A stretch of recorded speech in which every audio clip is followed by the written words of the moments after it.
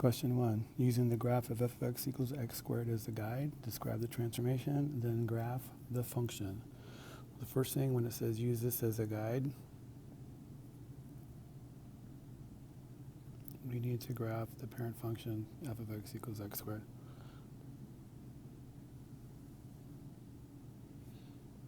So that's going to be here, 0, 0,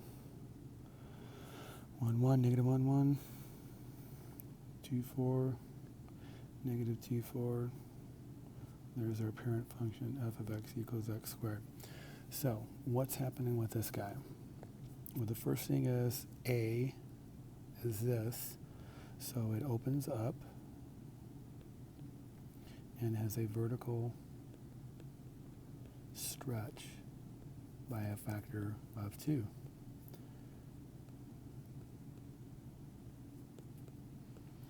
Also, since this is x minus h, it moves right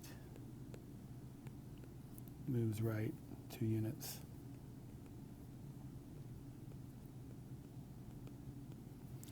So, if it's moving right 2 units, we're here. This is 0. When you stretch 0, multiply 2 by 0, you still get 0. Okay, so we're going 1 to the right. That would be 1. So we're multiplying it by 2. So they'll go up to here to 2. 2 to the right would give us 4, but we're going up 8. 1, 2, 3, 4, 5, 6, 7, 8. Kind of off my scale there. 3, 4, 5, 6, 7, 8. And we've got our graph. Okay, vertical stretch by 2, opens up, moves right 2 units. Okay, for this problem, it says graph the function using a table. The table is just to label our points.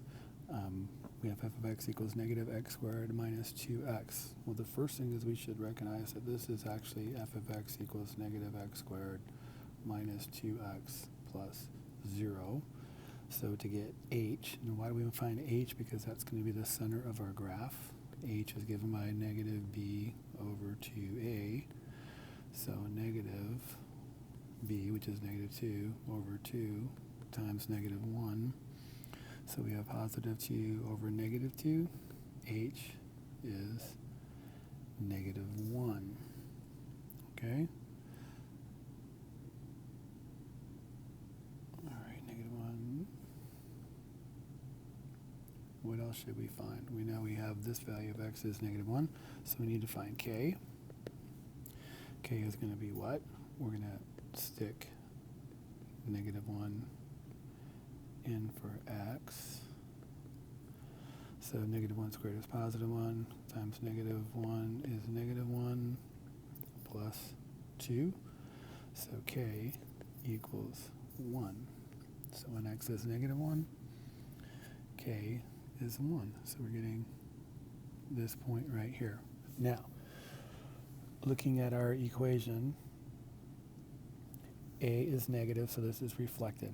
The whole graph's going to flip down. There's no stretch, and we already got the shift, so it moved horizontally, moved to the left 1, and moved up 1. So we've got that handled. Okay, so now parent function, if we go 1 to the right, we would go 1 unit up, but since it's reflected, 1 unit down. So we're getting 0, 0, 0, and negative 2, 0. If you pop those guys in there, that will work.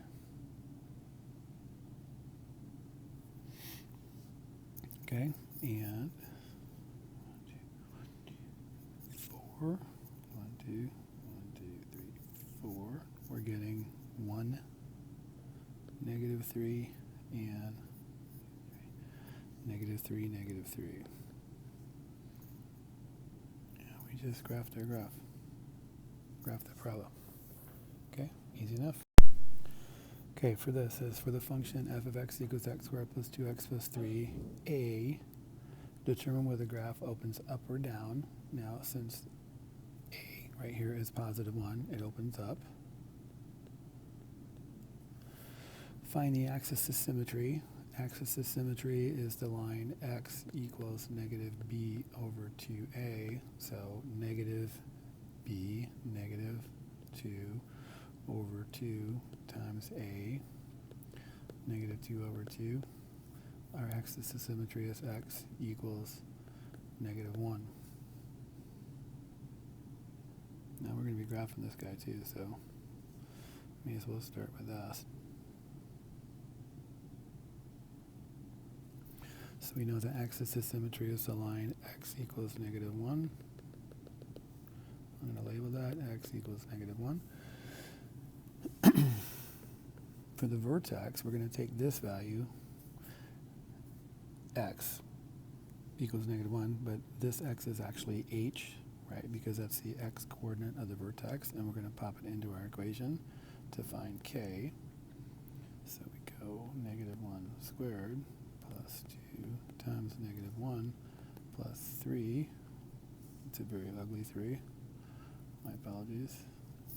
So k is equal to 1 minus 2 plus 3, which is k equals 2. So the vertex is the point negative 1, 2. Negative 1, 1, 2, right there. Find the y-intercept. To find the y-intercept, we just set our x value equal to 0, so we put 0 into the equation. So we get 0 plus 2 times 0, which is still 0, plus 3. Our y-intercept is equal to positive 3, which by symmetry means we would get this point over here, which is negative 2, 3. And then graph the function. So we're good. Right now, there's no stretch. So if we just go 2 to the right, here we can go 1, 2, 3, 4 up, 2, 1, 2, and we're going to get these points, and there's our graph. Okay, so we're getting the point. The vertex is negative 1, 2. Intercept is 0, 3. This is 1, 6, and negative 3, 6, and negative 2, 3. So our graph's all done and labeled. Find the minimum or maximum of the function. Well, with this, since this reflects it, meaning our parabola is going to open this way, we're going to get a maximum. So we already know it's a max. Now we just have to find out where it is. It's going to be a maximum at the vertex. So if we can find the vertex, starting with h is equal to negative b over 2a. So we're getting negative 4 over 2 times negative 1, which is 4 over negative 2. Negative 2, h is negative 2. K is equal to, just pop this guy in, negative 2 squared minus 4 times negative 2 plus 8. Negative 2 squared is 4 times negative 1 is negative 4 plus 8 plus 8. So we're getting we're getting k equals 12, which means our vertex is at the point negative 2, 12, and we have a maximum at 12. Okay? For this one, find the roots of the equation by factoring. Well, this is a quadratic, so if it's factorable, which it is, it's going to factor as a product of binomials. Factors of x squared are just x and x. Since this is negative and this is plus, both of these guys are minus, and factors of 10 that add to 7 are 5 and 2. Zero product rule says either this, x minus 5 equals 0, or x minus 2 equals 0. So if x equals 5, it's true, or if x equals 2, it's true. And there's our roots. This one, again, find the roots by factoring. We've got a couple of ways we can do this. First, recognize that 4 is a common factor of each term, so we'll pull it out. 4 goes into 16x 4x times, and 4 goes into 16 4 times, so we get this. If we divide the 4 out, it just goes away. It's called the scalar multiple. It doesn't really affect our values at all. Okay, on this guy, what you want to recognize is that this is a perfect square trinomial. Factors of x squared are x and x. It's plus and plus, and factors of 2 that add up to 4 are 2. So what we're getting here is x equals negative 2, or x equals negative 2 again. Completing the square. We need to go through the steps of completing the square to do this. Okay, the first thing is move the constant to the right-hand side. Okay, which it's already there. I'm just leaving a space. A, the coefficient or quadratic term is already 1, so we don't have to divide that out. Now we're going to add half of b, so half of negative 14 is negative 7 squared to both sides. Negative 7 squared is 49. This just became a perfect square trinomial, so it's going to factor as x minus 7 squared equals 62. Taking the square root of both sides, because we're going to find x, we get x minus 7 equals plus or minus square root of 62. This doesn't really reduce at all, so just add 7 to both sides, and we get x equals 7 plus or minus the square root of 62. And leave it like this in simplest radical form. Okay, another one, solve by completing the square. Again, we're going to move the constant to the left, to the right-hand side, so we'll get x minus 6 minus 16x, leave a space, equals negative 48, because I subtracted 48 from both sides.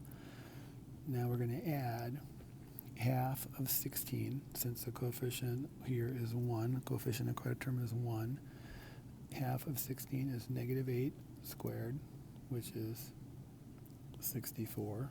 This guy factors as x minus 8 squared equals, what is that, 16? Yeah, 16. Okay, take the square root of both sides. X minus 8 equals plus or minus 4. Add 8 to both sides. 8 plus or minus 4. We can do this easily. 8 plus 4 is 12. 8 minus 4 is 4, and we just got the roots of our equation. When we're writing the function in vertex form, what we want to do is we're going to complete the square, but we're going to do everything on the right side of the equation. Okay, so this is going to be x squared minus 4x, and then we're going to leave a space plus 9. Okay, so we're doing everything on the right-hand side. Coefficient on quadratic term is 1, so we're going to add half of negative 4. Half of negative 4 is negative 2 squared, which is 4. So if we're adding 4, then we need to subtract 4 to keep this right-hand side equal. This guy is going to factor as x minus 2 squared, and 9 minus 4 is 5. So we just put this thing into vertex form by completing the square. Being the function for this one, solve the equation. We only have an x, so since we can easily isolate x by taking the square root of both sides, square root of x squared is x equals plus or minus the square root of negative 81. 81 is a square, so that's 9, and then this negative 1 is square root of negative 1 is I, so we get x equals plus or minus 9i. On this guy, solve the equation and put your answer in the form a plus bi, 2x squared minus 10x plus 18 equals 0. Now you can either solve this by graphing, by factoring, by completing the square, or by doing quadratic formula. Quadratic formula is probably going to be easiest, so we'll do that. A equals 2, b equals negative 10, c equals 18. So x equals negative b plus or minus the square root of b squared minus 4ac all over to a. Okay, so x equals 10 plus or minus the square root of 100 minus, this is an 18, right? It's very ugly. Okay, so 80 and 64 is 144 minus 144. That's right, right? 144, yep, all over 4. So this is going to give us x equals 10 plus or minus the square root of negative 44 all over 4. Now we have a negative square root, so you know we're going to have I. So we're going to split this guy into two fractions because it has to be a real number plus or minus an imaginary. I is going to come out. 44 is like 4 times 11, or 2 radical 11 all over 4. Both of these guys have a common factor of 2, so 10/4 becomes 5/2 plus or minus I radical 11 over 2. Okay, find the zeros of the function using quadratic formula. Okay, since we're doing that, we're going to set this equal to 0. A equals 1. B equals negative 5, and C equals 10. X equals negative B plus or minus the square root of B squared minus 4 times A times C all over 2A. Negative 5 is positive 5 plus or minus the square root of 25 minus 40 all over 2. X equals 5 plus or minus the square root of negative 15 over 2. We have a negative square root, so we have to split this into a real number, 5/2, plus or minus the imaginary number, I radical 15. 5/2 plus or minus I radical 15 over 2. Find the zeros of a quadratic function.